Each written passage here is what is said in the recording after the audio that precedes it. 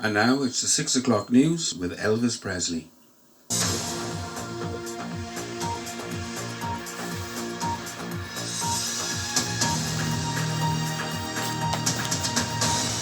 Good evening, this is the news.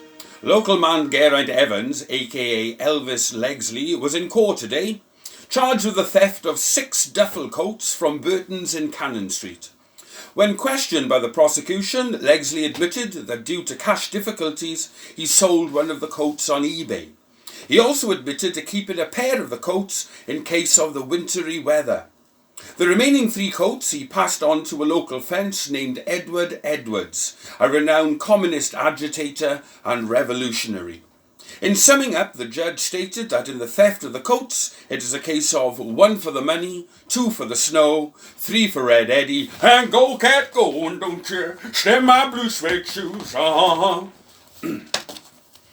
In other news, there was chaos today in Mill Street, Druckennon, as a queue of 50 yards was reported outside the chemist. Apparently it is not for prescriptions, but due to a 3-for-1 sale on the drug Viagra. I managed to speak to one of the customers by the name of Lynn Davis, who had just purchased 50 packets. She said, "They're all for my boyfriend Leighton Lewis. Although it's not for sex, we just like to play kites in the evening. I'm just a hunger burning love. A hunger burning love." In local news, Kerry Haggart is back in work. After an absence, he is now working again after sustaining a rather nasty injury. He doesn't want to go back to work as he'd rather stay home with his new wife Lisa.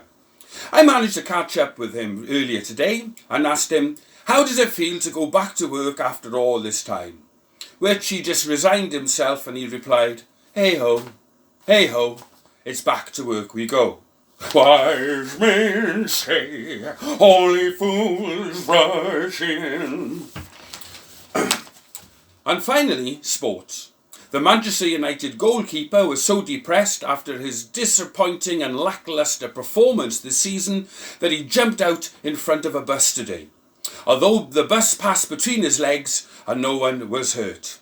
Well, that's all from me and my team. The news will be later on at 10 o'clock tonight, so until then, good night.